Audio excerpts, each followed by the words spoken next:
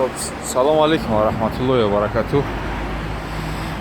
مردم شریف توزیکستان نگاه کنید که مثلا در دولت یک دولت بگیم رئیس جمهورش مسیحیه، زنک‌ها را دیدیم با نقاب فرمای سیاه پوشیدگی با چرا بچه فرزن فرق دختر فرق نمیشه، هر دوش خیلی لباس پوشیدگیان. یگم کس یگم چیشون نمیگه که رئیس جمهوری اینا مقصد که میگه که من مسلمان نیستم، کاتولیکه. اومد رحمان 10 بار میگه هر دفعه اومدن اگر یگم پنکالی نقاب دار اگر در تاجیکستان بینن ممکن که دارش بکشن، ولی عادی یعنی دستینا هیچ کا کوردورشون نیست.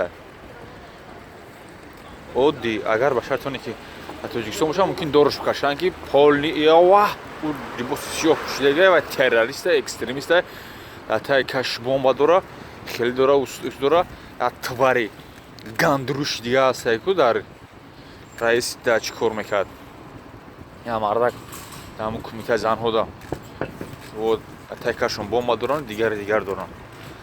مقصد دیده دا آزادی مسلمان را هیچ کا کارش نمیگیره. چه لباس پوشیدگی برای چی پوشیدگی